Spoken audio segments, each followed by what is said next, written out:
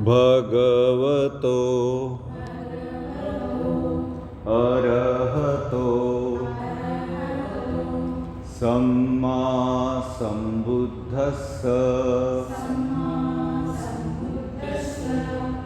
नमो तस्स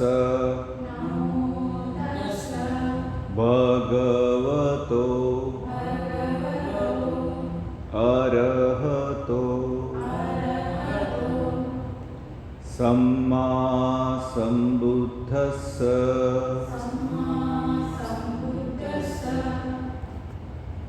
साधना का 7वां दिन पूरा हुआ।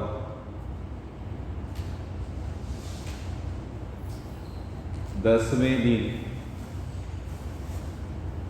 सुबह 11 बजे आर्य मौन समाप्त होगा। हमें हमारे मोबाइल वापस मिल जाएंगे, तो फिर हम बहुत गंभीरता से साधना नहीं कर पाएंगे। तो हमारे पास अभी 2 दिन बचे हैं, 8वां और 9वां।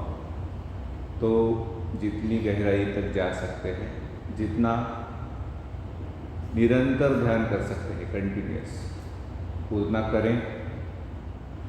आप सभी लोग बहुत अच्छा ध्यान कर रहे हैं। जब मैं आपसे साक्षात्कार करता हूँ तो पता चलता है कि सभी लोग सही तरीके से ध्यान कर रहे हैं और अच्छा ध्यान कर रहे हैं।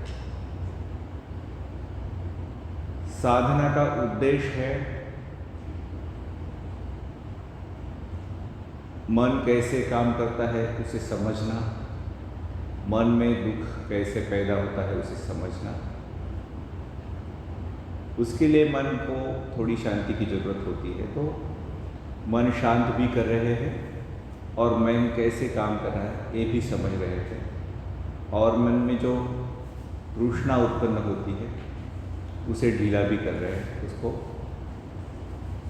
नष्ट भी कर रहे हैं। तो हमारी साधना सही तरीके से हो रही है।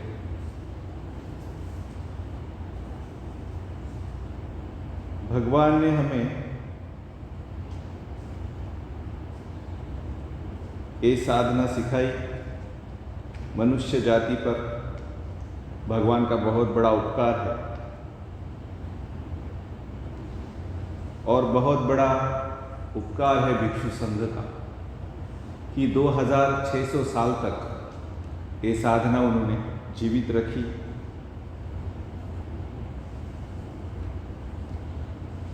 उसमें जो कुछ मिसिंग हो गया था उसको बनते विमलाराम से ने ढूंढ निकाला और हमारे पास तक बिना किसी शुल्क के, बिना बदले में कुछ लिए उन्होंने ये साधना पहुंचाई।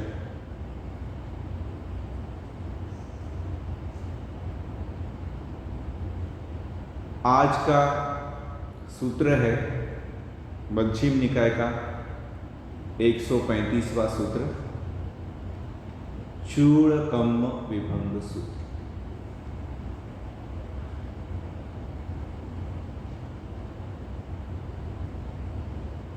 चूड़कम्म विभंग, इसका अर्थ क्या है? कम्म मतलब कर्म। जो भी कर्म हम करते हैं, कर्म के प्रकार हमने देखे। मन का कर्म है, वाणी का कर्म है और शरीर का कर्म है। 3 प्रकार के कर्म होते हैं, मन का कर्म, वाणी का कर्म और शरीर का कर्म। तो इसमें मन ही प्रमुख है। रोज सुबह हम पढ़ते हैं मन ही प्रमुख है, मन ही प्रधान है।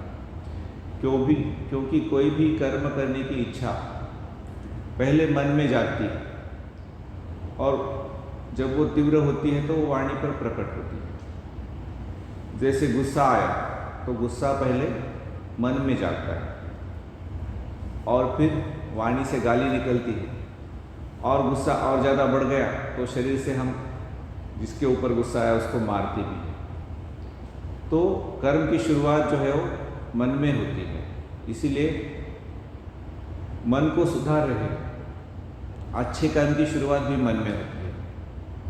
पहले मन में किसी के प्रति मैत्री जागती है, करुणा जागती है, तो फिर हम वाणी से कोई अच्छी बात उसके लिए बोलते हैं और ज़्यादा करुणा जागी मैत्री चाहिए तो शरीर से उसके लिए कोई मदद भी करते हैं। इस तरह कर्म काम करता है, पहले मन में, फिर वाणी पर और फिर शरीर। चूड़ कम्म विभंग सूत्र। विभंग का मतलब है विश्लेषण, उसको विस्तार करके बताना। और चूड़ का मतलब है छोटा, क्योंकि कम्म विभंग नाम के दो सूत्र हैं। एक सूत्र बड़ा है, उसे महाकम्म विभंग कहा गया। तो चूड़ मतलब छोटा, चूड़ कम्म विभंग सूत्र मतलब छोटा कम्म विभंग सूत्र। भगवान एक बार श्रावस्ती में, जेतवन में, श्रावस्ती जो उत्तर प्रदेश में है, वहाँ पर जो मूल जेतवन है, वहाँ पर अनाथ पिंडिक के आराम में, ये जो जेतवन है ये अनाथ पिंडिक ने ही बनाया था। जेत नाम का एक राजकुमार था, उसका ये जेतवन था, उसको अनाथ पिंडिक ने खरीद लिया साधना केंद्र बनाने के लिए, भगवान का साधना केंद्र बनाने के लिए। ऐसा कहते हैं कि जेतवन इसे बेचना, जेत राजकुमार इसे बेचना नहीं चाहता था। तो अनाथ पिंडिक ने उसे बोला कि कुछ तो कीमत बोलो, मैं तो इसे खरीदना ही चाहता हूँ। तो जेत राजकुमार ने कहा कि ये जो इतना बड़ा जेतवन है, उसके ऊपर पूरे सोने के सिक्के बिछा दो, उतनी इसकी कीमत होगी। क्योंकि वो बेचना नहीं चाहता था, वो सोचा कि अनाथ पिंडिक इतना पैसा नहीं दे पाएगा। लेकिन अनाथ पिंडिक ने सचमुच सोने के सिक्के लाए और बिछाने शुरू किए। तो जेत राजकुमार को भी लगा, भाई ये तो किसी अच्छी चीज़ के लिए ही कर रहा है, नहीं तो इतना पैसा वो क्यों खर्च करता। तो कुछ हिस्सा बच गया था, तो जेत राजकुमार ने बोला कि भाई रहने दो, इतने सिक्के बहुत हो गए, बाकी की भूमि मेरी ओर से दान आपको। तो इस तरह ये जेतवन अनाथ पिंडिक ने खरीद लिया और भिक्षु संघ को, भगवान को दान में दे दिया। तो भगवान अपने उम्र के 35वें साल में उन्होंने बोधि प्राप्त की और 80 साल में भगवान का महापरिनिर्वाण हुआ, गुजर गए। तो इन 45 सालों में 25 सालों के जो वर्षावास है, आजकल हम भारत में चातुर्मास बोलते हैं ना, चातुर्मास, आषाढ़ की एकादशी से लेकर कार्तिक की एकादशी तक, आज कार्तिक की एकादशी है। मैंने देखा कि बहनों ने उपवास भी किया, ठीक है। तो भगवान के समय में ये पूर्णिमा से पूर्णिमा तक होता था, आषाढ़ पूर्णिमा से लेके कार्तिक पूर्णिमा तक चातुर्मास होता था। तो कुछ जगह ये 3 ही मास करते थे, जो कोजागिरी पूर्णिमा होती है, अश्विन की पूर्णिमा, आषाढ़ पूर्णिमा से लेकर कोजागिरी पूर्णिमा तक, क्योंकि उस समय वर्षा होती है, बारिश होती है। तो उस समय भिक्षु एक जगह से दूसरी जगह नहीं जाते थे, तो उसे वर्षावास बोलते थे। वर्षा का मतलब है बारिश और वास का मतलब है रहना। तो वर्षावास के लिए भिक्षु एक जगह रहते थे। तो 45 सालों में भगवान ने 25 वर्षावास श्रावस्ती में बिताए। इसलिए कई साधक जो है वो श्रावस्ती में जाके ध्यान करते हैं। मैंने आपको पहले ही बताया कि श्रावस्ती में, जेतवन में वह पेड़ अभी भी है जो भगवान के द्वारा आनंद ने लगवाया था, उसे आनंद बोधि वृक्ष कहते हैं। तो बहुत सारे सूत्र हम देखते हैं भगवान के कि वह इस जेतवन में दिए गए हैं। और उस जेतवन में तो श्रावस्ती उस समय की सबसे बड़ी नगरी थी। जैसे आज मुंबई है भारत में, वैसे उस समय श्रावस्ती बहुत बड़ी नगरी थी और व्यापार के लिए पूरे देश के लोग, देश विदेश के लोग वहाँ पर आते थे और भगवान वहाँ वर्षावास के लिए ठहर जाते थे, तो लोग आके उनको मिलते थे और धर्म की चर्चा करते थे। एक तोदेय नाम का ब्राह्मण का लड़का था। उसकी उम्र कम थी, 15-16 साल की ही थी, लेकिन उसकी बुद्धि बहुत तेज थी और वो भगवान के पास आके हमेशा चर्चा करता था धर्म की। विद्यार्थी था। ब्राह्मण विद्यार्थी को पाली भाषा में माणव या माणवक कहते हैं। तो तोदेय पुत्र माणवक, ऐसा उसका नाम है इस सूत्र में। तो एक दिन वो भगवान के पास आया और भगवान को उसने पूछा कि समाज में सभी लोग एक जैसे क्यों नहीं हैं? समाज में विषमता क्यों दिखाई देती है?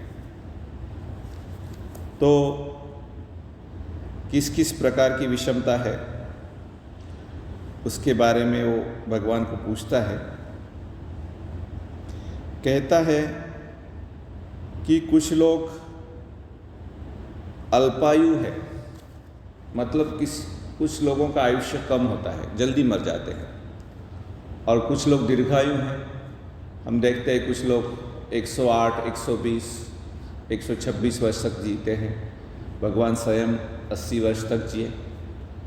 कुछ लोग जन्मते ही मृत अवस्था में, है ना, जन्म ही स्टील बर्थ बोलते हैं उसको, जन्मते ही मृत अवस्था में। कुछ लोग 1 साल का होके, 2 साल का होके बचपन में ही मर जाते हैं। कुछ लोग जवानी में मर जाते हैं, कुछ लोग 50 साल तक, कुछ लोग 60 साल तक। अभी कोविड महामारी आ गई, उसमें मैंने देखा कि 58-59 साल के लोग बहुत मरे। दूसरा जो उसमें सेशन था उसमें बहुत मरे।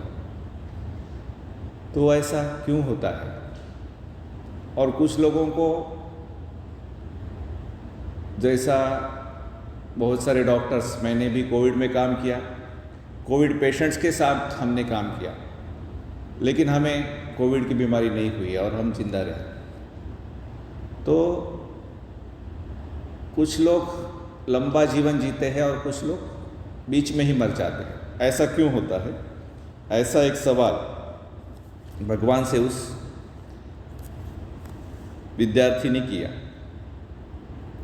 और फिर वो कहता है, कुछ लोग बीमारियों से पीड़ित रहते हैं और कुछ लोग निरोगी रहते हैं, स्वस्थ रहते हैं। निरोगी, हेल्दी को हिंदी में स्वस्थ बोलते हैं। कुछ लोग स्वस्थ रहते हैं और कुछ लोग बीमार रहते हैं। ऐसा क्यों है? कुछ लोग सुंदर होते हैं और कुछ लोग कुरूप होते हैं। ऐसा क्यों है? कुछ लोगों का जनता सुनती है ना, जो बड़े बड़े राजनेता होते हैं, नरेंद्र मोदी हो गया, इंदिरा गांधी हो गई, या जो धर्मगुरु है स्वामी रामदेव हो गए, रविशंकर जी हो गए, इनकी बातें लोग सुनते हैं। हमारे गांव में भी हम देखेंगे, हम जिस गली में रहते हैं, जिस गांव में रहते हैं, कुछ लोगों की बात लोग सुनते हैं, उनके प्रभाव में लोग आते हैं। और कुछ लोग होते हैं जिनका कोई नहीं सुनता, चाहे वो कितनी भी अच्छा बोले, कितनी भी अच्छी बात बताए, तो उनका लोग सुनते नहीं हैं। तो कुछ लोग प्रभावशाली हैं और कुछ लोग प्रभावहीन हैं। ऐसा क्यों है? फिर कुछ लोग तो अमीर हैं, है ना, कुछ लोग तो अमीर हैं और कुछ लोग गरीब हैं। ऐसा क्यों है? फिर कुछ लोग अच्छे खानदान में पैदा होते हैं, जिसे समाज में ऊंचा समझा जाता है। ऐसे खानदान में पैदा होते हैं जिस खानदान का समाज के ऊपर प्रभाव है, और जिस खानदान में धन है, और जिस खानदान में धर्म का भी पालन हो रहा है अच्छी तरह से, सत्ता है, उनके पास संपत्ति है, उनके पास विद्या है, ऐसे खानदान में कुछ लोग पैदा होते हैं। और कुछ लोग पैदा होते हैं ऐसे खानदान में जिसके पास सत्ता नहीं है, संपत्ति नहीं है, विद्या भी नहीं है। ऐसे खानदान में कुछ लोग पैदा होते हैं। ऐसा क्यों होता है? और कुछ लोग जन्म से ही मंद बुद्धि वाले पैदा होते हैं, मूर्ख, उनको कुछ समझ में ही नहीं आता, चाहे उनका कुछ समझाओ, उनकी बुद्धि चलती नहीं है, वो मैट्रिक भी पास नहीं कर पाते। ऐसे भी लोग होते हैं। और कुछ लोग होते हैं वो जो पीएचडी कर लेते हैं। धर्म की बात किसी किसी को समझ में ही नहीं आती, चाहे उसको कितना भी बताओ ऐसे ऐसे साधना करनी है, वो करेगा ही नहीं, वो अपने ही तरीके से करेगा। ऐसे भी लोग होते हैं। और कुछ लोग एक बार उसको साधना सिखा दो, तुरंत वो निर्वाण तक पहुंच जाएगा। ऐसे भी लोग होते हैं। मतलब कुछ लोग मूर्ख हैं और कुछ लोग बुद्धिमान हैं। ऐसा क्यों होता है? तो भगवान उसको जवाब देते हैं कि हर सत्व जो है, अब सत्व क्या है इसे समझेंगे। पहले ही हमने कई बार कहा है कि आत्मा नाम की कोई चीज़ नहीं है, कोई परमानेंट चीज़ नहीं है जो एक जन्म से दूसरे जन्म तक जाती है, लेकिन एक सिलसिला चल रहा है। एक ज्योति से जैसे दूसरी ज्योति जागती है, एक मोमबत्ती लेकर हम ज्योति जलाते हैं और वो उससे दूसरी मोमबत्ती जलती है। उसी तरह हमारे मृत्यु के समय जो संस्कार उभरा, उससे एक नया विज्ञान पैदा होता है और एक दूसरे गर्भ में जाके चिपकता है। तो ये जो सिलसिला चल रहा है उसको सत्व बोलते हैं। एक एक सत्व है, एक एक सिलसिला जो चल रहा है वो सत्व है। तो ये जो सत्व है वो अपने कर्मों का मालिक है। कोई आकाश में बैठे हुए ग्रह तारे, कोई ब्रह्मा, कोई विष्णु, कोई महेश, कोई परमेश्वर, वो उसका मालिक नहीं है। वो सत्व ही अपने कर्मों का मालिक है और वही सत्व अपने कर्मों का वारिस भी है। जो भी कर्म वो करता है वो वही भोगता है, वही सिलसिला उसको भोगता है। और सत्व पैदा होता है, जो कर्म संस्कार वो बनाता है उसी की वजह से वो पैदा भी होता है और अपने कर्मों से ही वो बंधे रहता है। जैसा कर्म करेगा वैसा फल देगा भगवान, एक गाना है। तो भगवान मतलब जो नेचर है, निसर्ग है, कुदरत है, धर्म है, कुदरत के जो कानून है, निसर्ग के नियम है, लॉ के नेचर के लॉज है, वो उसको वैसा फल देते हैं जैसा कर्म दिया है वैसा। कर्म के ही शरण में वो जाता है। जो भी कर्म करेगा शरण में जाता है, मतलब उसका ही उसको आसरा होता है। अच्छा कर्म करेगा तो उसे अच्छा आसरा मिलेगा, बुरा कर्म करेगा तो उसे बुरा आसरा मिलेगा। तो यह जो कर्म है यही किसी सत्व को, अब उसने पूछा मनुष्य के बारे में है, लेकिन भगवान ने मनुष्य शब्द का प्रयोग नहीं किया। भगवान बोलते हैं सत्व, मतलब कोई भी हो, चाहे बिल्ली हो, कुत्ता हो, चाहे कोई बैक्टीरिया हो, चाहे कोई पंछी हो, कोई शेर हो, जो भी है, जो भी सत्व है, उस सत्व का जो कर्म है, वो जो कर्म कर रहा है उसका मन में जो कर्म उत्पन्न हो रहे हैं, फिर वाणी पर आ रहे हैं, फिर शरीर पर आ रहे हैं, उसके जो कर्म है वही उसको ऊंचा बनाते हैं या नीचा बनाते हैं। इसीलिए समाज में विषमता दिखाई देती है। कुछ लोग ऊंचे दिखाई देते हैं और कुछ लोग नीच दिखाई देते हैं। कुछ लोग लंबा जीवन जीते हैं और कुछ लोग छोटा जीवन जी के मर जाते हैं। कुछ लोग सुंदर होते हैं, कुछ लोग कुरूप होते हैं।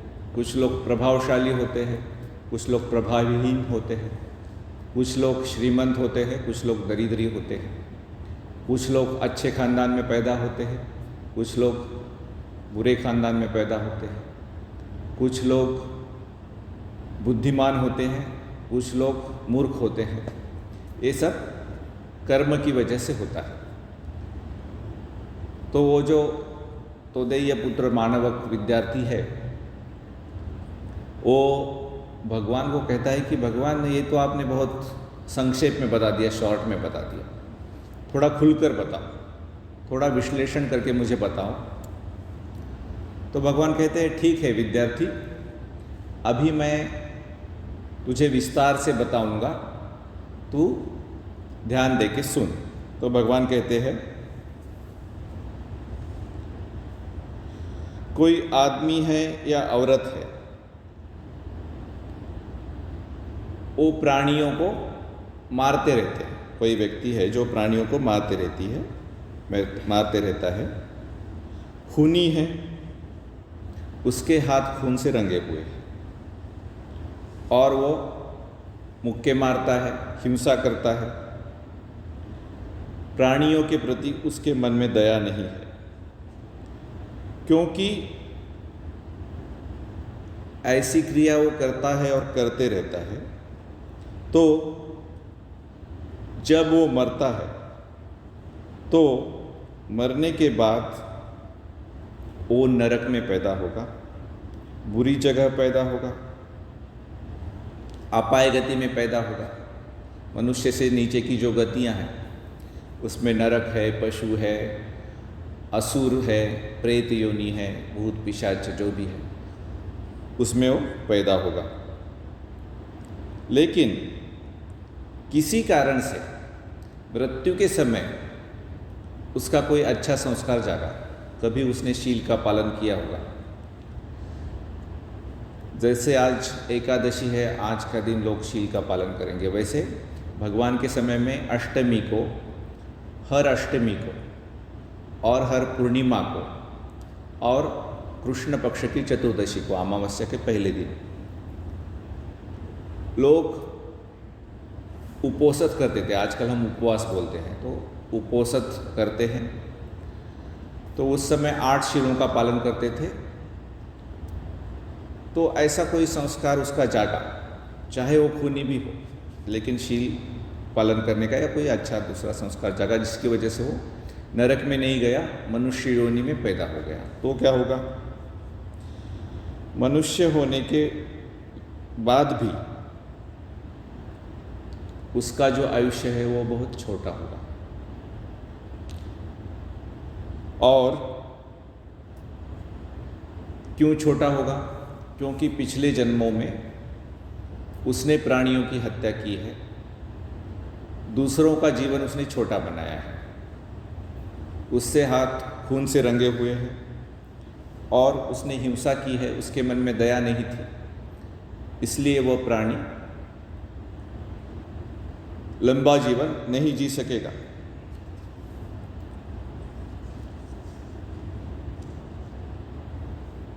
तो इसीलिए प्राणियों की हत्या नहीं करनी चाहिए। कभी कभी क्या होता है कि हमारे जाने बिना हमसे चींटी मर जाती है, तो उसमें दोष नहीं। हमारा मन का हेतु क्या था कोई भी कृत्य करते समय, है ना?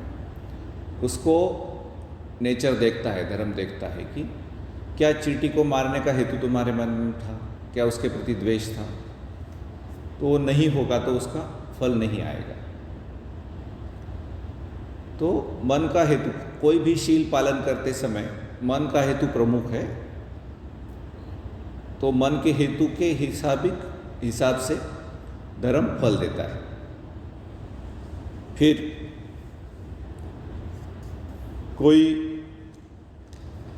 व्यक्ति है, स्त्री है या पुरुष है, वो प्राणी हत्या नहीं करते, उनके हाथ खून से रंगे हुए नहीं हैं, वो शस्त्रों का प्रयोग नहीं करते, प्राणियों के प्रति उनके मन में करुणा है, सभी प्राणियों के प्रति उनके मन में करुणा है, तो सभी प्राणियों के प्रति वो करुणा का बर्ताव करते हैं। तो जब वो मरते हैं तो वो ज़्यादातर तो वो देवलोक में, स्वर्ग में या ब्रह्मलोक में पैदा होंगे, स्वर्ग में पैदा होंगे। अगर ध्यान नहीं करते हैं तो स्वर्ग में, देवलोक में पैदा होंगे, ध्यान करते हैं तो ब्रह्मलोक में पैदा होंगे। अगर किसी वजह से कोई ऐसा संस्कार जागा कि वो स्वर्ग में या ब्रह्मलोक में पैदा नहीं हो पाए और उनको मनुष्य योनि में आना पड़ा, तो उनका जीवन लंबा चलता है, क्योंकि पिछले जन्मों में उन्होंने कोई प्राणी हत्या जानबूझकर नहीं की। और भगवान इसके बारे में बताते हैं एक सूत्र में, सुत्त निपात में एक सूत्र है कि पुराने ज़माने में प्राणी हत्या नहीं होती थी। कोई बहुत पुराने ज़माने की बात है जब लोग प्राणी हत्या ही नहीं करते थे, लेकिन लोगों के मन में लोभ जागा और प्राणियों का मांस खाने की इच्छा उत्पन्न हुई और प्राणियों पर शस्त्र चलाया गया। तो भगवान कहते हैं जब प्राणी हत्या नहीं होती थी तो इस पूरे संसार में 3 ही रोग थे, एक भूख, एक इच्छा और एक बुढ़ापा। 3 ही रोग थे। एक भूख को भी भगवान ने रोग कहा, और मन में जो इच्छा जागती है उसको भी रोग कहा, और बुढ़ापा। लेकिन जब प्राणियों पर शस्त्र चला, गाय पर शस्त्र चला मनुष्यों के हाथ से, तो मनुष्य योनि में उस दिन से 96 प्रकार के रोग पैदा हुए। ऐसा भगवान ने एक सूत्र में कहा है, सुत्त निपात सूत्र। फिर आगे भगवान कहते हैं, हे विद्यार्थी, कोई स्त्री है या कोई पुरुष है, वो हत्या तो नहीं करते, लेकिन अपने हाथ से, अपने किसी मिट्टी के ढेले से, किसी डंडे से या किसी चाकू से लोगों को मारते रहते हैं। उनके मन में लोगों के प्रति द्वेष है, क्योंकि वो ऐसा करते हैं और करते ही रहते हैं। तो जब वो मरते हैं तो वो भी किसी अपाय गति में, या पशु या प्राणी, पक्षी या प्रेत, भूत, पिशाच, असुर या फिर नरक में पैदा हो जाते हैं। लेकिन किसी वजह से अगर कोई अच्छा संस्कार मरते समय जागा और वो मनुष्य योनि में पैदा हुए,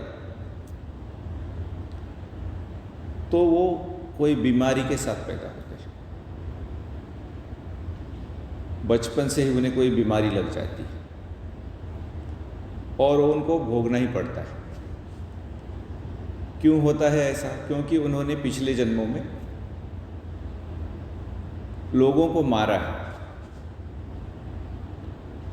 हाथ से, मिट्टी के ढेले से, डंडे से, चाकू से लोगों को तकलीफ दी है। तो इस जन्म में वो स्वस्थ नहीं रह सकते। और कुछ लोग हैं जो दूसरों को मारते नहीं हैं, हाथ से नहीं मारते, मिट्टी के ढेले से नहीं मारते, डंडे से नहीं मारते, चाकू से नहीं मारते, क्योंकि वो मन में अपने किसी प्राणी के प्रति द्वेष नहीं रखते, उनको मारते नहीं हैं। ऐसा करते रहने से और जब वो मरते हैं तो वो स्वर्ग में पैदा होते हैं। किसी कारण स्वर्ग में पैदा नहीं हो सके, मनुष्य योनि में पैदा हुए, तो उनको एक निरोगी शरीर मिलता है, वो बीमार नहीं होते। क्यों बीमार नहीं होते? क्योंकि पिछले जन्मों में उन्होंने लोगों को तकलीफ नहीं दी है, ना किसी को हाथ से मारा है, ना किसी को मिट्टी के ढेले से मारा है, ना किसी को डंडे से मारा है, ना किसी को चाकू से मारा है। ऐसा जो कर्म है वो हमें निरोगी जीवन देता है, स्वस्थ जीवन देता है, एक हेल्दी लाइफ देता है, ऐसा भगवान कहते हैं। फिर आगे जाकर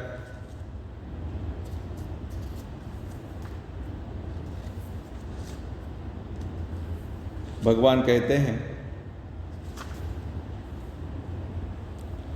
कि कोई स्त्री या कोई पुरुष, कोई व्यक्ति गुस्से वाला है, लोगों को गुस्सा करके तकलीफ देता है, उसके खिलाफ कोई थोड़ा सा एक शब्द बोल दे तो वो पर्सनल ले लेता है, मुझको ऐसा बोल दिया, एकदम वो गुस्से वाला हो जाता है और गाली गलौज करने लगता है, द्वेष करने लगता है, मन में कड़वाहट लाता है। मारता नहीं है हद से, ठीक है, लेकिन गाली गलौज करता है। तो ऐसा करने से और ऐसा करते रहने से जब वो व्यक्ति मृत्यु को प्राप्त होता है तब वो निचली योनि में पैदा होगा, चाहे पशु प्राणी पंछी बनकर पैदा होगा या भूत प्रेत असुर बनकर पैदा होगा या नरक में पैदा होगा। किसी कारण से वो मनुष्य योनि में पैदा हो गया, मरते समय कोई अच्छा काम किया होगा तो वो जाग गया, उपोषित किया होगा, शील का पालन किया होगा, जाग गया, तो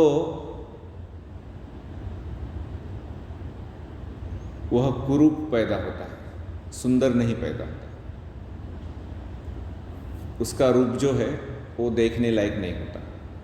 बचपन से ही हम देखते हैं कुछ कुछ लोगों का मुंह ऐसे होता है, वो कहते हैं ना, मियाँ रोते क्यों हो, तो बोलते हैं सूरत ही ऐसी, तो बदसूरत पैदा होता है। तो वो क्यों बदसूरत पैदा होता है? क्योंकि पिछले जन्म में वो गुस्से वाला था, गाली गलौज करता था, थोड़ी थोड़ी बात पे चिढ़ जाता था, इसलिए अगले जन्म में, चाहे पिछले जन्म में वो सुंदर रहा हो, लेकिन अगले जन्म में वो बदसूरत पैदा होता है। जैसे हमने रामायण में मंथरा का नाम सुना है ना, मंथरा, तो अगले जन्म में वो कृष्ण के समय में वो कुब्जा बोल के पैदा हुई, और कहते हैं कि वो टेढ़ी पैदा हुई थी, क्योंकि पिछले जन्म में उसने बहुत गुस्सा मन में जगाया था, गाली गलौज किया था। और कुछ लोग ऐसे हैं कि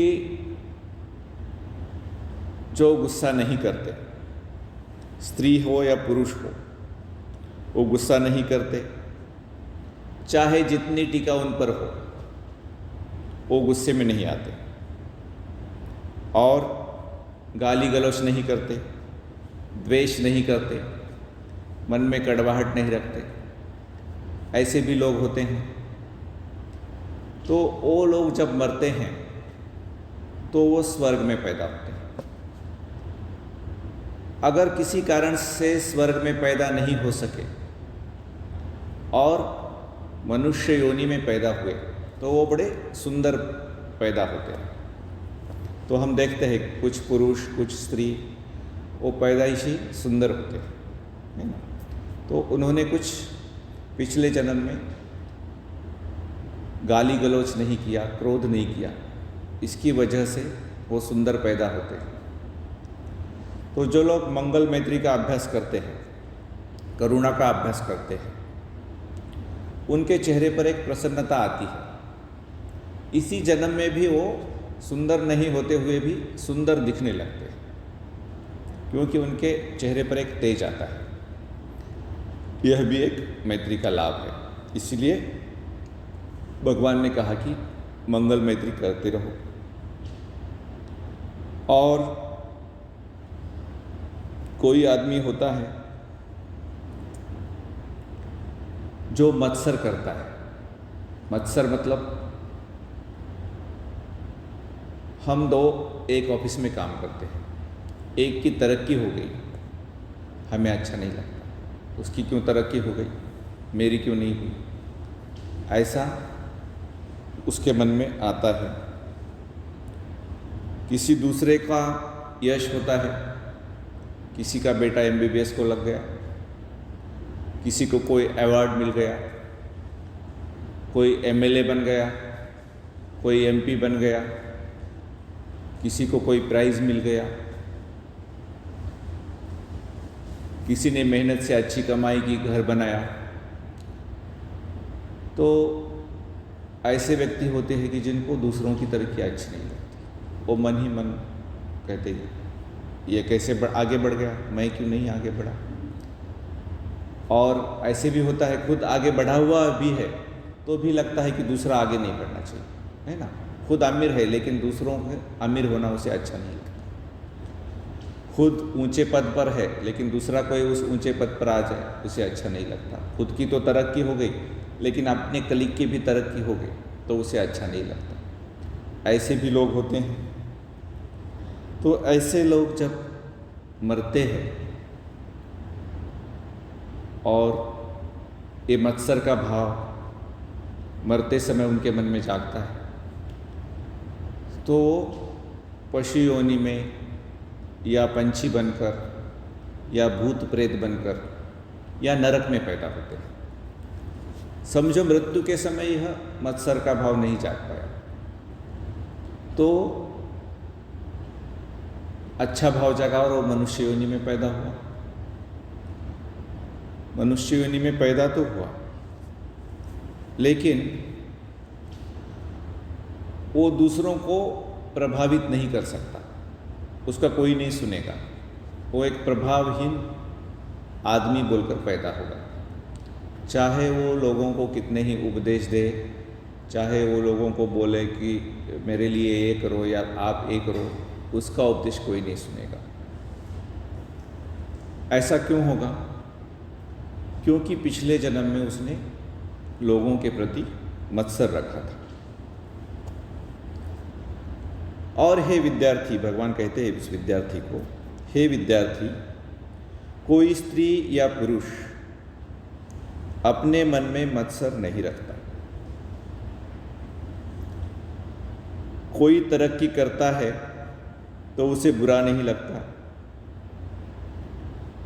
किसी का यश बढ़ता है तो उसे बुरा नहीं लगता, किसी का समाज में सम्मान बढ़ता है तो उसे बुरा नहीं लगता, कोई आदर को पात्र होता है तो उसे बुरा नहीं लगता, कोई पूजा को पात्र होता है। जैसे कोई आश्रम है और कोई धर्मगुरु है तो उस धर्मगुरु के मरने के बाद उसके शिष्यों में स्पर्धा लग जाती है कि अगला धर्मगुरु कौन बनेगा, ठीक है ना।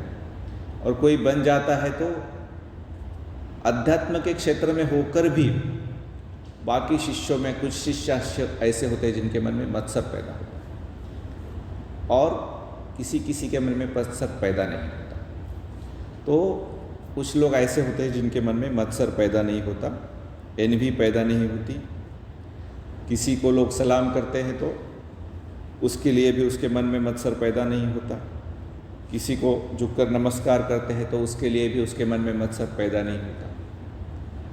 तो ऐसा मत्सर नहीं पैदा करने वाला व्यक्ति मृत्यु के समय बिना मत्सर के मरेगा तो वह स्वर्ग में पैदा होगा। समझो किसी वजह से वो स्वर्ग में पैदा नहीं हो पाया, कुछ अड़चन आ गई, तो वो मनुष्य योनि में पैदा होगा और मनुष्य योनि में पैदा होके वो बड़ा प्रभावशाली पैदा होगा। उसके समाज में, उसकी गली में, उसके गांव में, शहर में, ज़िले में, हो सकता है उसके राज्य में, प्रांत में या पूरे देश में लोग उनका सुनेंगे। तो आज हम देखते हैं भंते विमलारमसी प्रभावशाली व्यक्ति हुए, गोयंका जी प्रभावशाली व्यक्ति हुए, स्वामी रामदेव है, श्री श्री रविशंकर है, उनका लोग सुनते हैं, या राजनेताओं में मोदी है, केसीआर है, उनका लोग सुनते हैं। तो ये लोग प्रभावशाली क्यों पैदा हुए? क्योंकि पिछले जन्मों में उनके मन में कोई मत्सर पैदा नहीं हुआ होगा, ऐसा कार्य उन्होंने किया होगा। तो इसीलिए ऐसे लोग जो है वो प्रभावशाली बनते हैं। ऐसे ही कोई स्त्री होगी या कोई पुरुष होगा और वो दान नहीं देता है। भगवान यहाँ श्रमण और ब्राह्मण इस शब्द का प्रयोग करते हैं, क्योंकि उस समय ये दो संप्रदाय प्रमुख थे, श्रमण संप्रदाय और ब्राह्मण संप्रदाय। इनमें क्या फर्क था? ब्राह्मण संप्रदाय में ये समझा जाता था कि कोई ब्रह्मा है, वो हमें मुक्त कर देगा, मोक्ष कर देगा। लेकिन वो भी शील सिखाते थे, वो भी समाधि सिखाते थे और कुछ हद तक प्रज्ञा सिखाते थे। लेकिन उनका मानना था कि ब्रह्म ही सब कुछ है, ब्रह्म अमर है, ऐसा उनका मानना था। और जो श्रमण थे वो भी शील सिखाते थे, वो भी समाधि सिखाते थे और प्रज्ञा सिखाते थे। लेकिन उनका ये मानना था कि हमें स्वयं मुक्त होना पड़ेगा, हमें कोई दूसरा मुक्त नहीं करेगा, कोई ब्रह्मा, कोई विष्णु, कोई महेश हमें मुक्त नहीं करेगा, हमें स्वयं ही मुक्त होना पड़ेगा। तो शील तो दोनों सिखाते थे, तो शील का पालन भी करते थे। ये जो श्रमण है और ये जो ब्राह्मण है, दोनों शील का पालन करते थे और दोनों ही लोगों को शील की शिक्षा देते थे, धर्म की शिक्षा देते थे।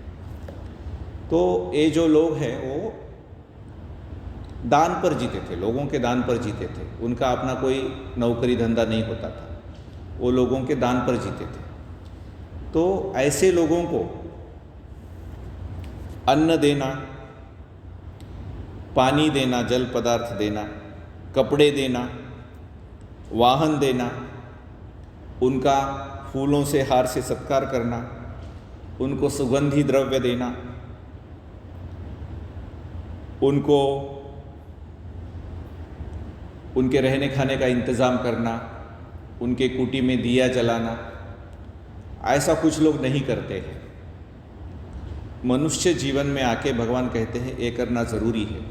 जो लोग धर्म की शिक्षा देते हैं बिना कोई दूसरा नौकरी धंधा किए हुए, जैसे बनते धम्म गवेशी है आजकल, पहले बनते बिमला रमसी थे और कई सारे भिक्षु हैं, और दूसरे संप्रदाय में कई सन्यासी है ना। वो लोग कुछ और काम धंधा नहीं करते, वो लोग यही सिखाते हैं कि भाई हत्या मत करो, चोरी मत करो, ब्रह्मचर्य का पालन करो, या कम से कम अपने पति के प्रति या अपने पत्नी के प्रति फेथफुल रहो, एक ही पति के प्रति और एक ही पत्नी के प्रति। और नशा पता मत करो, झूठ बोल के किसी को फंसाओ मत। यह उपदेश करने वाले लोग केवल बुद्ध के अनुयायी नहीं हैं, दूसरे संप्रदायों में भी ऐसे लोग हैं। तो ऐसे सभी लोगों को दान देना चाहिए गृहस्थ होने, क्योंकि हम गृहस्थ हैं तो हम उतनी अच्छी तरह से शील का पालन नहीं कर सकते, लेकिन ये लोग शील का पालन अच्छी तरह से कर सकते हैं। तो ऐसे शीलवान लोगों को अगर दान नहीं देता है मनुष्य योनि में जन्म के और गृहस्थ होकर भी, तो ऐसा व्यक्ति जब मरता है तो पशु योनि में पैदा होगा, या पंछी बनकर पैदा होगा, या असुर प्रेत जलचर बन के पैदा होगा, मछली बन के, मगर बन के, या नरक में जाएगा। किसी कारण की वजह से अगर वो मनुष्य योनि में पैदा होता है तो वो जन्म से ही गरीब पैदा होता है और वो अमीर बन नहीं सकता।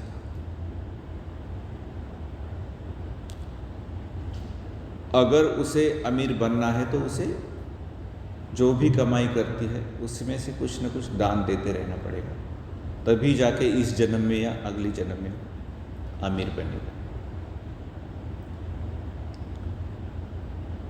ये जो हमारा तेलंगाना, आंध्र प्रदेश है और महाराष्ट्र का मराठवाड़ा प्रदेश है, वो पहले सातवाहन राजाओं का प्रदेश था, है ना। सातवाहन राजा, उसकी राजधानी थी पैठन। संभाजी नगर के पास पैठन नाम का गांव है। तो उसके राज्य में एक मजदूर थी और वो दिन भर मजदूरी करके समझो 100 रुपये कमाती होंगी, तो वो 50 रुपये दान में दे देती थी। उत्तर भारत में एक समाज है अग्रवाल समाज। वो अग्रवाल समाज में दान का बहुत बड़ा महत्व है।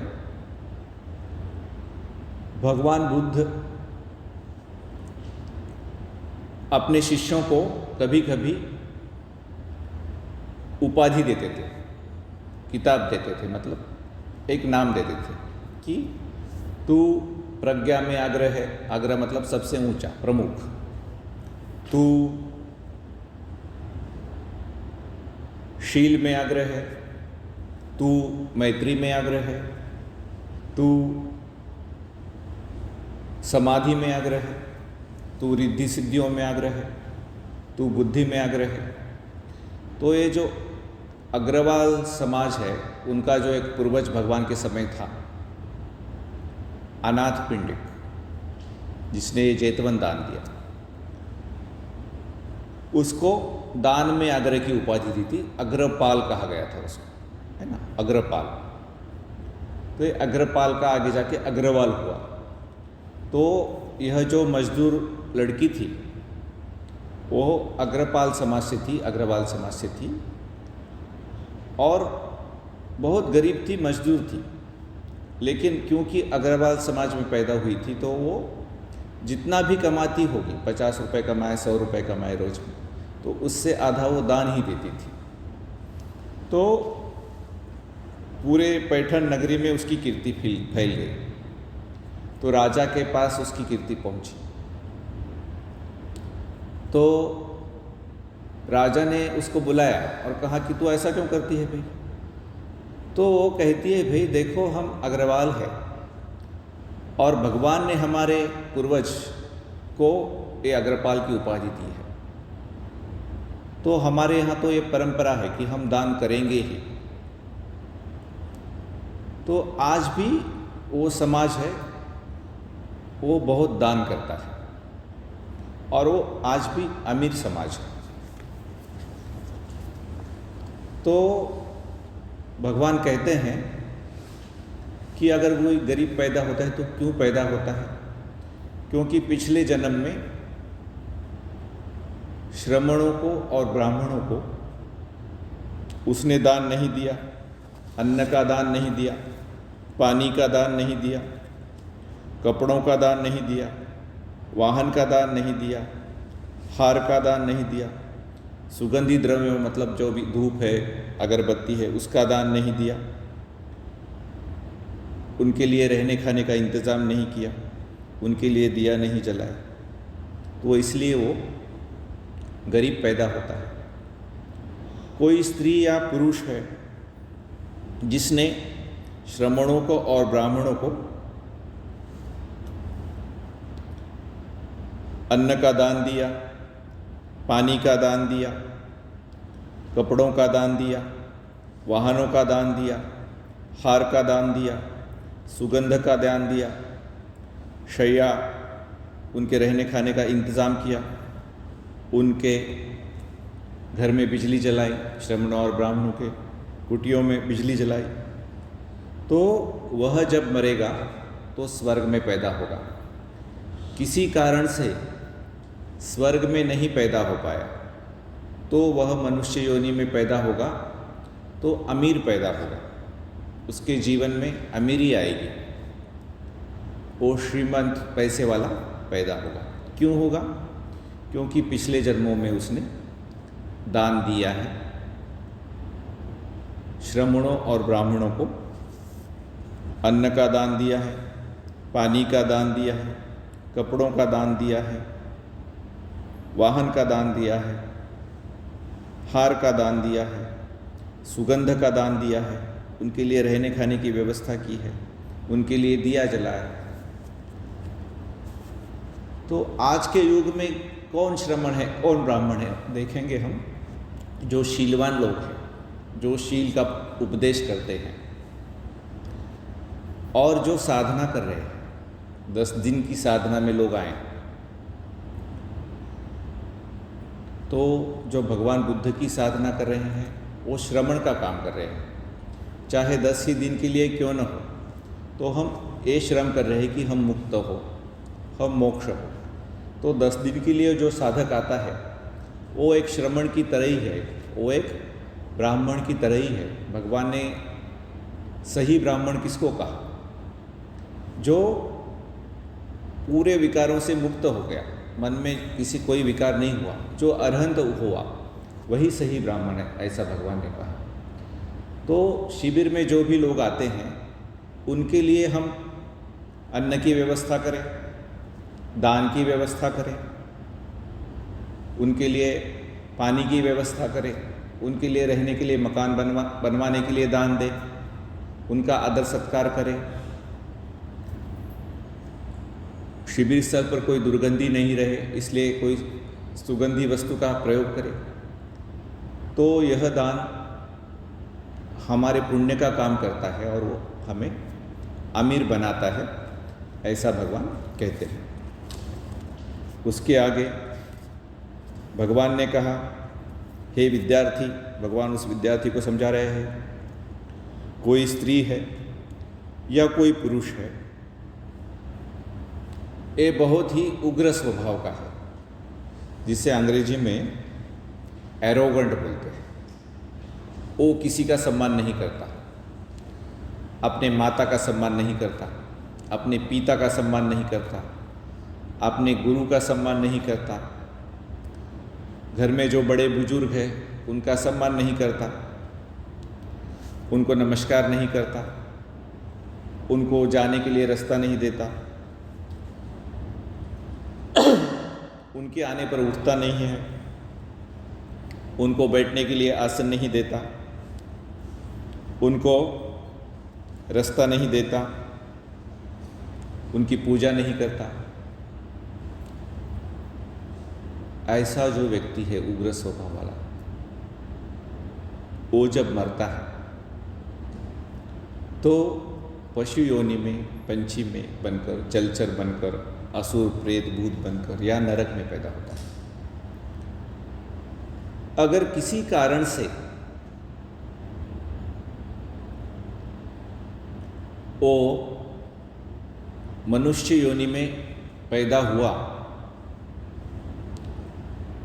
तो ऐसे खानदान में पैदा होता है जिसके पास ना सत्ता है, ना संपत्ति है, ना विद्या है, और जिसका समाज में कोई प्रभाव नहीं। ऐसे वंश में वो पैदा होता है। क्यों होता है ऐसा? क्योंकि पिछले जन्मों में उसने अपने माता पिता को, अपने गुरुओं को, समाज के वरिष्ठ बुजुर्गों को आदर नहीं दिया, उनका सम्मान नहीं किया, उनका अभिवादन नहीं किया, उनकी पूजा नहीं की। तब अगर वो मनुष्य योनि में पैदा होगा तो ऐसे खानदान में पैदा होगा जिसका समाज में कोई आदर सत्कार नहीं करता। उसी तरह कोई स्त्री है या पुरुष है, कोई व्यक्ति है जो जिनका आदर करना चाहिए उनका आदर करता है, जिनका सत्कार करना चाहिए उनका सत्कार करता है, जिनको नमस्कार करना चाहिए उनको नमस्कार करता है, जिनको आसन देना चाहिए उनको आसन देता है, जिनको रास्ता देना चाहिए उनको रास्ता देता है, जिनकी पूजा करनी चाहिए उनकी पूजा करता है। तो ऐसा व्यक्ति मृत्यु के समय जब उसका ये संस्कार जागता है, बुजुर्गों के प्रति, माता पिता के प्रति, गुरुओं के प्रति आदर का भाव उसके मन में जागता है मृत्यु के समय, तो वह स्वर्ग में पैदा होगा। किसी दूसरे कर्म की वजह से वो स्वर्ग में नहीं जा सका तो वह मनुष्य योनि में पैदा होगा, और वो ऐसे खानदान में पैदा होगा जिस खानदान की समाज में बहुत प्रतिष्ठा है, जिस खानदान को समाज में बहुत सम्मान मिलता है, जिस खानदान का समाज में बहुत आदर सत्कार होता है, जो वंश समाज में प्रभावशाली है, ऐसे वंश में, ऐसे कुल में वो पैदा होगा। फिर हे विद्यार्थी, कोई स्त्री या पुरुष किसी श्रमण के पास नहीं जाता, किसी ब्राह्मण के पास नहीं जाता और उसे नहीं पूछता कि अच्छा क्या है, पवित्र क्या है, बुरा क्या है, धर्म क्या है, अधर्म क्या है, किस चीज़ में दोष है, किस चीज़ में दोष नहीं है, साधना कैसी करनी चाहिए, साधना कैसी नहीं करनी चाहिए, कौन से कृत्य हैं जो हमें दीर्घकाल तक दुख देते हैं, कौन से कृत्य हैं जो दीर्घकाल तक मेरा कल्याण बनाए रखेंगे और सुख बनाए रखेंगे। अगर कोई व्यक्ति श्रमण या ब्राह्मण के पास जाके इस प्रकार सवाल करके धर्म नहीं सीखता है, मनुष्य योनि में आकर भी वो धर्म नहीं सीखता है, तो मृत्यु के समय अधर्म का संस्कार उसके मन में जागेगा और वो या तो पशु बन के पैदा होगा, पंछी बन के पैदा होगा, जलचर बन के पैदा होगा, भूत प्रेत पिशाच बनकर पैदा होगा या नरक में जाएगा। क्यों? क्योंकि उसके मन में सवाल नहीं उठे धर्म के बारे में, जाके उसने धर्मगुरु से सवाल नहीं पूछे। अगर किसी कारण से वो मनुष्य योनि में आया तो वो मतिमंद पैदा होगा, बुद्धिहीन पैदा होगा, मूर्ख पैदा होगा, ना वो मैट्रिक पास कर पाएगा, ना वो धर्म सीख पाएगा। लेकिन कोई स्त्री है या कोई पुरुष है, कोई व्यक्ति है जो किसी श्रमण या ब्राह्मण या आजकल के भाषा में कहेंगे कोई धर्म सिखाने वाला, धर्म सिखाने वाले के पास जाकर ये प्रश्न करता है, क्या अच्छा है, क्या बुरा है, क्या धर्म है, क्या अधर है, किस चीज़ में दोष है, किस चीज़ में दोष नहीं है, किस प्रकार साधना करनी चाहिए, किस प्रकार साधना नहीं करनी चाहिए, ऐसे कौन से कर्म हैं जो हमें लंबे काल तक दुख में रखेंगे, ऐसे कौन से कर्म हैं जो हमें लंबे काल तक सुख में रखेंगे, हमारा कल्याण करेंगे।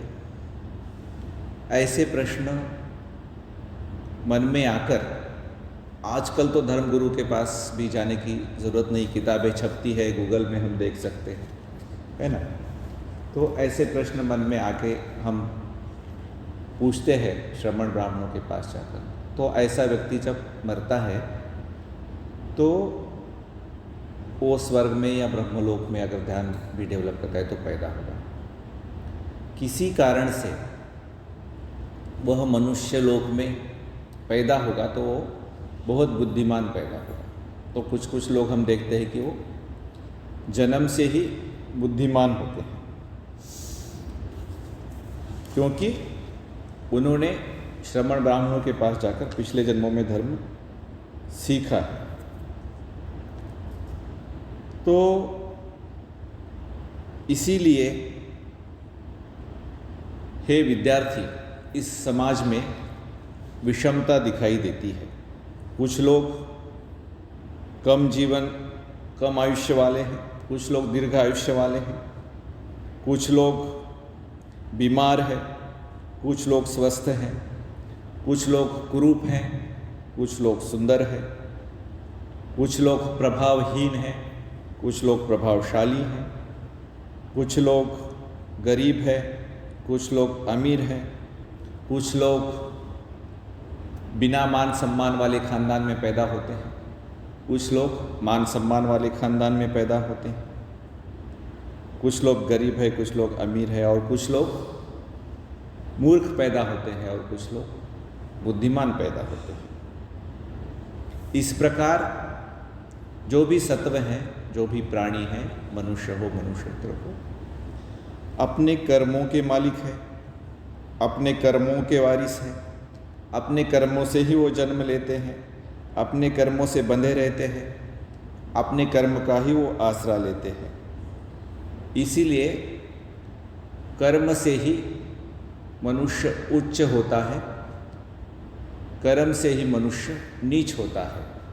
इसीलिए भगवान ने एक जगह कहा, न जन्मना होती वत्सलो न जन्मना होती ब्राह्मणो। कोई जन्म से चांडाल नहीं होता और कोई जन्म से ब्राह्मण नहीं होता। कम्मुना होती वत्सलो, कम्मुना होती ब्राह्मण। कर्म से ही कोई व्यक्ति चांडाल होता है और कर्म से ही कोई व्यक्ति ब्राह्मण होता है। केवल एक ब्राह्मण के घर में जन्मा इसलिए उसे ब्राह्मण नहीं कहेंगे। जब वो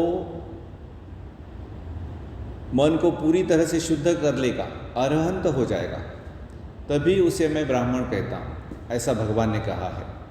तभी उसे मैं श्रमण कहता हूँ, ऐसा भगवान ने कहा है। तो इसलिए कर्म बहुत महत्वपूर्ण है। हमने देखा कि शरीर के कर्म तो महत्वपूर्ण है ही, लेकिन शरीर के कर्म कब बनते हैं? पहले मन में जागते हैं, फिर वाणी पर जागते हैं, फिर शरीर पर जागते हैं। तो यह सब चर्चा सुनकर वह विद्यार्थी बहुत प्रसन्न हो गया। उसने भगवान को कहा कि हे भगवान, आपने तो बहुत ही अच्छी तरह से मुझे ये धर्म सिखाया। जैसे कोई उल्टे घड़े को सीधा कर दे और हम घड़े में क्या है देख सके, जैसे कोई अंधेरे में कोई दीप जलाए और रास्ता दिखाए, उस तरह मुझे आपने रास्ता दिखाया और मैं आजीवन मृत्यु पर्यंत आपका उपासक रहूँगा, आपका शिष्य रहूँगा, ऐसा उस विद्यार्थी ने भगवान को कहा। भवतु सब मंगलम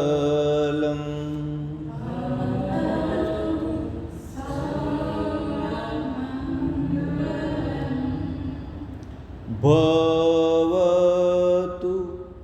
सब मंगलम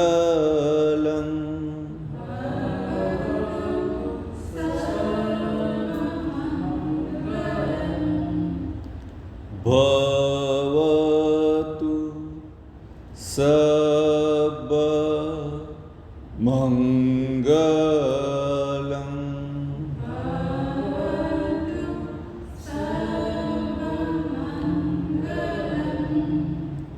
साधु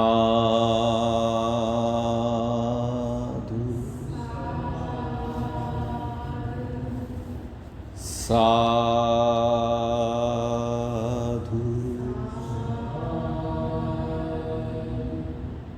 साधु।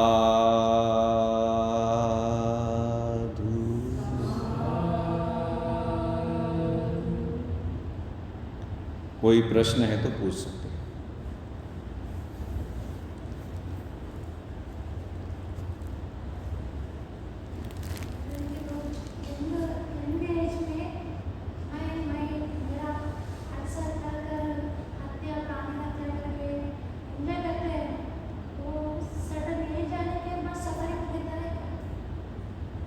वो क्या होने के बाद?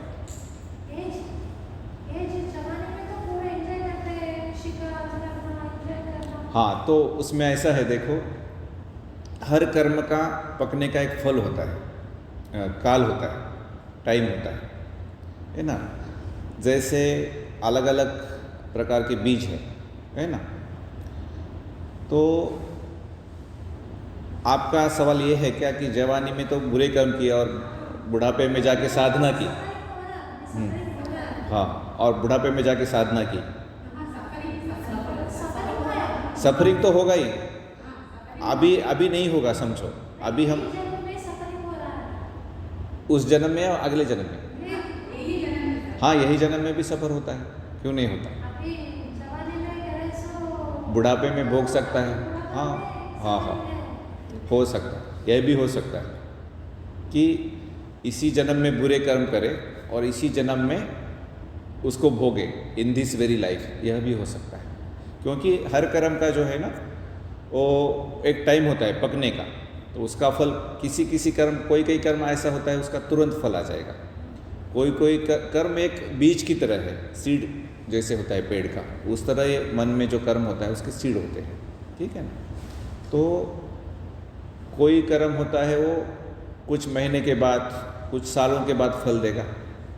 भगवान यहाँ ऐसे कर्म की बात कर रहे हैं जो अगले जन्म में फल देगा। लेकिन ऐसे भी कर्म होते हैं बुरे कर्म जो इसी जन्म में फल दे देते हैं। जैसे अभी मैंने वो मजदूर लड़की की कहानी बताई, उसने इसी जन्म में दान दिया था और इसी जन्म में उसको फल मिल गया, राजा ने उसको अपनी रानी बना लिया, ठीक है। और इसी जन्म में वो गरीबी से अमीर बन गई, गरीब से अमीर बन गई, एकदम मजदूर से वो रानी बन गई। ऐसा भी फल होता है। तो हर कर्म का अपना टाइम होता है पकने का।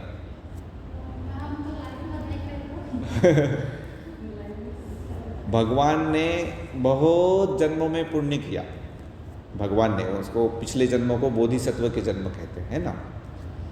तो भगवान के हाथ से भी कुछ बुरे कर्म हुए तो उसका फल उनको इस जन्म में भोगना पड़ा।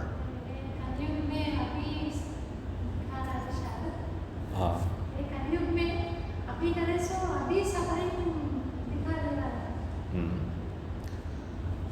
अब ये भगवान की वाणी में कलयुग का वगैरह संकल्पना नहीं है, हो सकता है सही हो, है। तो भगवान के पिछले जन्म में एक बार भगवान कोई उस समय का जो सम्यक संबुद्ध था वो साधना कर रहा था। तो वो कोई उग्र साधना कर रहा था, पहले विपश्यना खोजने से पहले कोई देह को दंड देने की साधना कर रहा था, है ना। बहुत उपवास करके एकदम पतला हो गया था।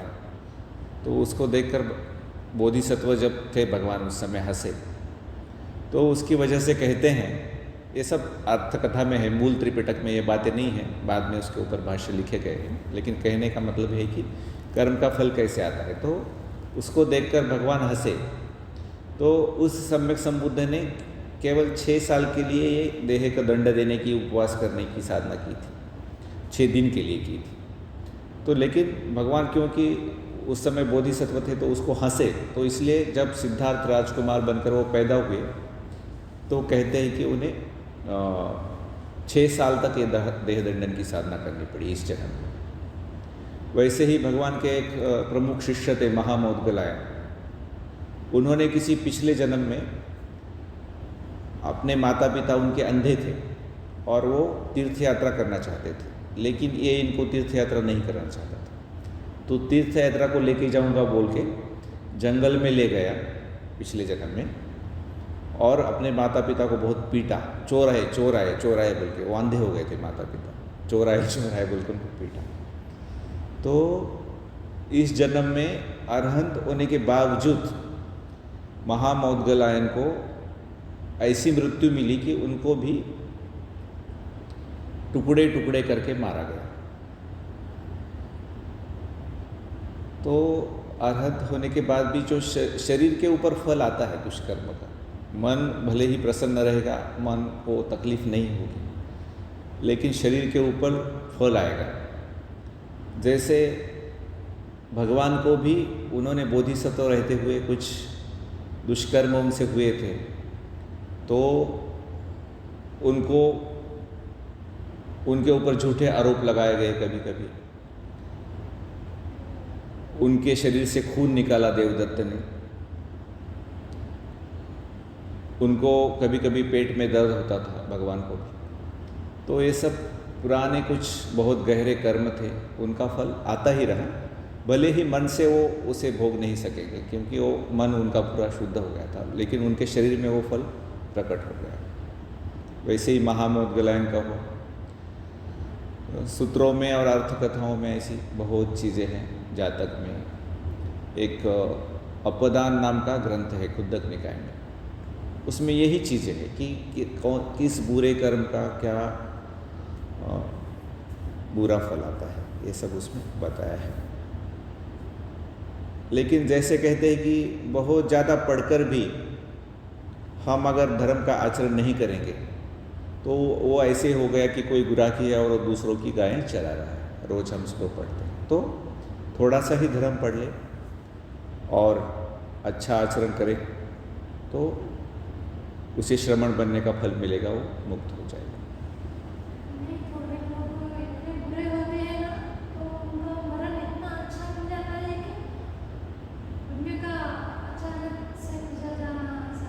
हाँ, क्योंकि देखो, हाँ वो ऐसा होता है। अभी हम देखते हैं बहुत सारे राजनेता हैं, कुछ बहुत बुरे कर्म कर रहे हैं, लेकिन उनका सब अच्छा ही हो रहा है। तो पिछले जन्मों में उन्होंने कुछ पुण्य कर्म किया होगा, है ना।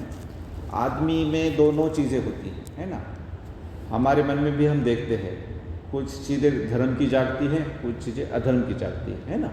मन में कभी जागता है कि धर्म का पालन करें, और कभी कभी लोभ जागता है, द्वेष जागता है। तो दोनों चीज़ें इस सिलसिले में हो रही, जो सिलसिला चल रहा है जिसे सत्व बोलते हैं, ये जो जीवन की प्रोसेस चल रही है, उसमें दोनों चीज़ें होती है। कभी धर्म के संस्कार जागते हैं, कभी अधर्म के संस्कार जागते हैं।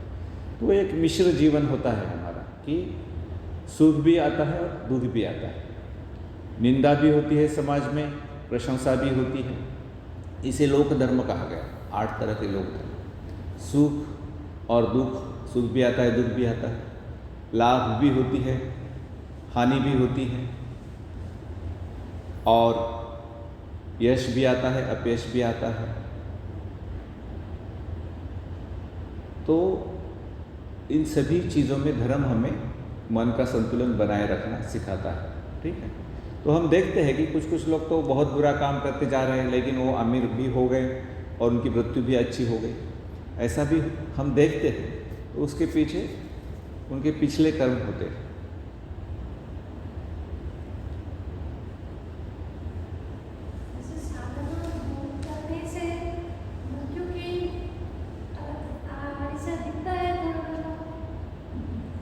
दिखता होगा, अभी मेरी तो मृत्यु आई नहीं है। हमारे घर में हमारा दादाजी है, हमारे साथ के ताता होते ना। हाँ हाँ वो आराम से खाना खा रहे हैं। हाँ हाँ खाने की आदत थी ना, तो मैं जा रहा हूँ, पालकी आई, मैं जा रहा हूँ बोल के ऐसा बोला। यहाँ पे बुआ जी ससुर तो देखे थे, इधर मृत्यु हो गई। हाँ, हो सकता है। बनते विमलारम से भी कहते हैं कि जब मृत्यु होता है, और गोयंका जी भी कहते हैं कि मृत्यु होता है तो कहते हैं कि सामने निमित्त दिखता है कि अगला जन्म क्या आने वाला है, ऐसा भी कहते हैं। अब हम तो तब गीता बहुत पढ़ता था, हाँ कुछ नहीं करा। हाँ हाँ गीता नॉलेज था, हाँ हाँ तो ऐसा पालकी आई, मैं जा रहा हूँ बोल के जान चले गए। तो हो सकता है।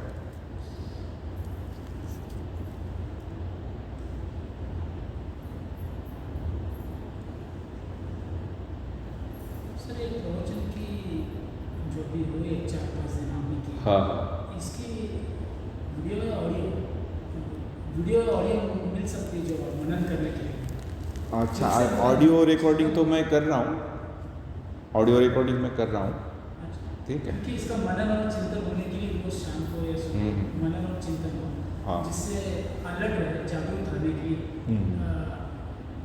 अभ्यास हो इसकी।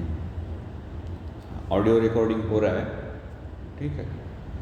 और जो हमने पहले 3 दिन लगाए थे ना, वो तो अभी यहाँ वीडियो नहीं होने से हमको थोड़ा बोर लगा और थोड़ा उसका स्पीड कम ज़्यादा था।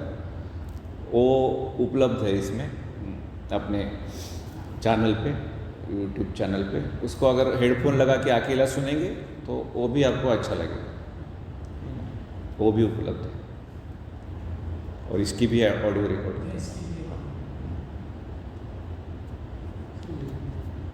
मेरा भाव ये दिखेगा क्या कि मुझे वेदना, कुछ खास वेदना भी नहीं है, और कुछ वेदना नहीं है, तो फिर तन्ना भी ऐसे दिख नहीं रहा है, कहीं कुछ खास तन्ना स्पेसिफिकली दिख नहीं रहा है। तो ये मेरा भाव है वो कहाँ दिखा?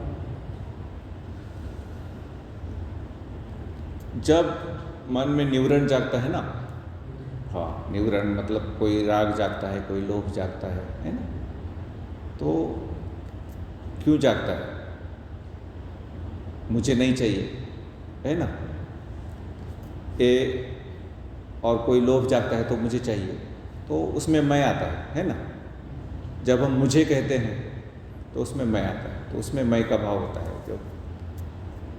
और अगर नहीं है मैं का भाव तो बहुत अच्छी बात है, ठीक है। हाँ हाँ जैसे हाँ उसका दिख जाए तो ठीक है, हाँ उसको रिलैक्स कर सकते हैं। हाँ हाँ, नहीं है तो नहीं है, अभी मैं का भाव नहीं है, ये जाना। बट होगा तो परम तो है। हाँ हाँ, होगा, जब होगा तो टेंशन, मन में टेंशन पैदा, ठीक है। मैं का भाव होगा तो टेंशन पैदा होगा। टेंशन है मतलब मैं का भाव, मैं का भाव नहीं होगा तो टेंशन नहीं होगा। जैसे वो दर्द है हाँ, हाँ। और उसके प्रति थोड़ा रिएक्शन भी है। हाँ, तो मैं का भाव उस समय प्रकट होता है। और जब नहीं है, मन शांत है, तो मैं का भाव हो सकता है कि नहीं हो। तो ये वेदना के बाद संज्ञा क्यों नहीं ऐसी श्रृंखला में? वेदना के बाद तृष्णा। तो भगवान जो है ना, वो उपदेश में कभी कभी छोटा करके बताते हैं, कभी बड़ा करके बताते हैं, है ना, समझाने के लिए। सामने कैसी पब्लिक बैठी है उसके ऊपर, ठीक है। तो वेदना के साथ तो संज्ञा जागती ही है, लेकिन उसे पटिच्च समुप्पाद में नहीं लिया गया। वेदना पच्चा संज्ञा और संज्ञा पच्चा तन्हा, और वो लंबा हो जाता था। तो भगवान कभी कभी शॉर्ट कर देते हैं, है ना। संज्ञा नहीं है ऐसा नहीं है, वेदना के साथ संज्ञा है ही। संज्ञा है तभी तन्हा जागी, ठीक है। और ये वेदना पहले स्माइल करके वो फीलिंग लाते हैं, वो वेदना में डालेंगे तो उसको चित्त का कोई स्टेट बताएंगे कि अभी चित्त संकुचित है बोलते हैं, चित्त फैला हुआ है या रिलैक्स है, उसमें और वेदना में कुछ फर्क है? नहीं, जो भी हम अनुभव करते हैं वो सब वेदना है, ठीक है। हाँ, भगवान ने कहा वो चित्त का स्टेट भी है और वेदना भी, ठीक है। क्योंकि ये समझाने के लिए गोपीनाथन जी को एक शब्द में समझेगा, विजय जी को एक शब्द में समझेगा, किसी न किसी शब्द में किसी न किसी को समझे, इसलिए अलग अलग शब्दों का इस्तेमाल किया। किसी को कायानुपश्यना में समझेगा, किसी को वेदनानुपश्यना में समझेगा, किसी को चित्तानुपश्यना में समझेगा, किसी को धम्मानुपश्यना में समझेगा। क्योंकि भगवान के मन में अपार करुणा थी सभी जीवों के लिए कि किसी न किसी भाषा में ये समझे, इसलिए अलग अलग शब्दों का प्रयोग करके ये समझाया गया। गीता में भी हम देखेंगे एक ही अर्थ के कई सारे श्लोक आते हैं अलग अलग शब्दों का प्रयोग करके, तो समझाया जा रहा है। उसी बात को अलग अलग शब्दों का प्रयोग करके समझाया जाता है। तो उसी बात को कभी वेदना कहा, उसी सब्बे धम्मा वेदना समुसरना, जो भी अनुभव है वो वेदना ही है, इसीलिए बोला सब्बे धम्मा वेदना समुसरना। और फिर अलग अलग करके भी चित्त की स्थिति है, या कोई राग है, कोई द्वेष है, कोई ये है, जो भी अनुभव होता है वो तो फील होता है ना, तो दैट इज़ कॉल्ड फीलिंग। तो वो वेदना ही है, हर अनुभव एक वेदना है। बहुत सारी जगह वेदना सिर्फ सेंसेशन को बोला है। हाँ हाँ, तो फिर वो- स्पेशली जो गोयंका जी का टेक्निक है उसमें केवल बॉडी सेंसेशन को ही वेदना बोला है और उसी पर वो जोर देते हैं। लेकिन हम सूत्रों को पढ़ेंगे, इसीलिए भंते विमलाराम सिंह भी कहते हैं कि भाई मेरे ऊपर विश्वास मत करो, तुम खुद सूत्र पढ़ो, है ना।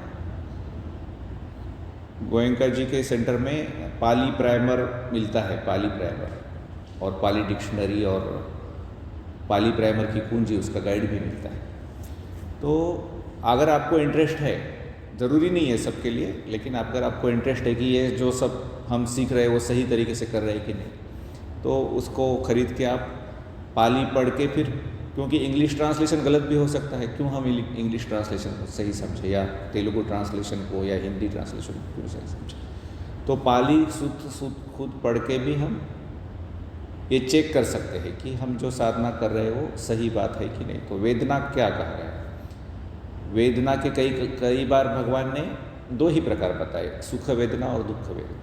कई बार तीन प्रकार बताए, सुख वेदना, दुख वेदना, असुखद अदुखद वेदना। कई बार 6 प्रकार बताए, चक्षु वेदना, कान की वेदना, नाक की वेदना। ऐसा मिला के बढ़ा के 108 प्रकार की वेदना भगवान ने बताई। और एक जगह कहा कि सब्बे धम्मा वेदना समोसरणा, जितने भी धर्म है वो वेदना में समाये जाते हैं। तो जो भी हम अनुभव कर रहे हैं वो वेदना है।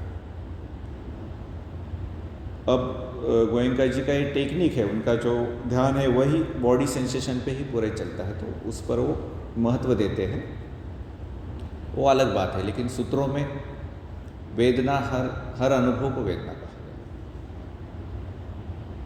ये ट्वीट मेथड को 3 दिन या 4 कम दिन में नहीं सिखा जाता। सिखाते हैं ना।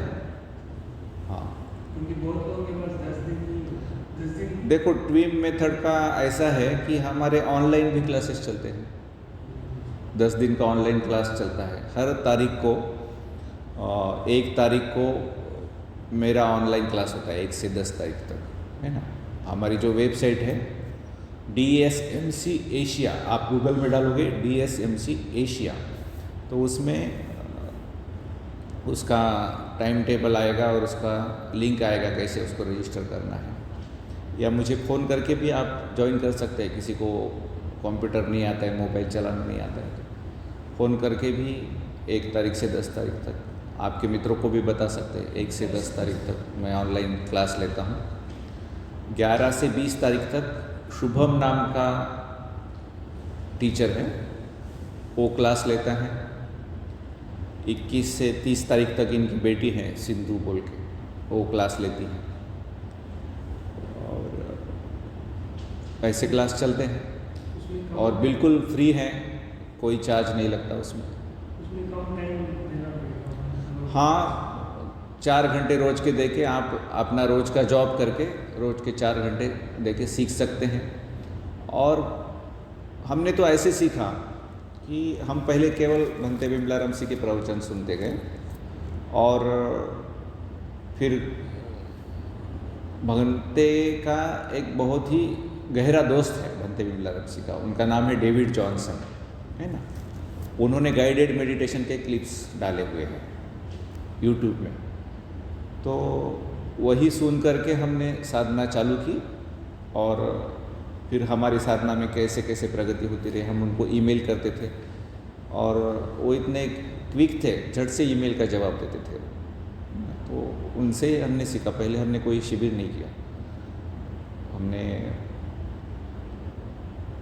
1 दिसंबर 2018 को उनका गाइडेड मेडिटेशन शुरू किया। उनको हम हर रोज़ अपना प्रोग्रेस बताते रहे। फिर हमको 1 महीना लगा 6 डायरेक्शंस में जाने के लिए, क्योंकि घर में रोज़ आधा 1 घंटा ही साधना करते थे, ज़्यादा नहीं। ठीक, उसके बाद फिर उनके साथ मैंने ऑनलाइन शिविर किया। उसके बाद भंते जी भारत में आए तो उनसे हम मिले, तो शिविर लगा था यवतमाल में, तो वो शिविर हम नहीं कर पाए, भांजे की शादी थी। फिर दूसरे साल भंते जी आए, तब तक 5-6 ऑनलाइन शिविर किए हैं, फिर दूसरे 2020 में फिर बनते जी आए, तो फिर उनके साथ हमने शिविर किया पंडित जी के साथ। तो गोयंका जी के शिविर हम ऑनलाइन नहीं कर सकते, उनके यहाँ जाना ही पड़ता है। लेकिन ट्वीम में ऐसा है कि आप ऑनलाइन शिविर कर सकते हैं। गाइडेड मेडिटेशन के क्लिप आपके जिनको दोस्तों को भी करना है, आप उनको गाइडेड मेडिटेशन के क्लिप भेज सकते हो, उसके साथ भी वो कर सकते हैं। तो 10 दिन का शिविर तो साधना में गहराई में जाने के लिए और आगे बढ़ने के लिए है। और कोई सवाल है?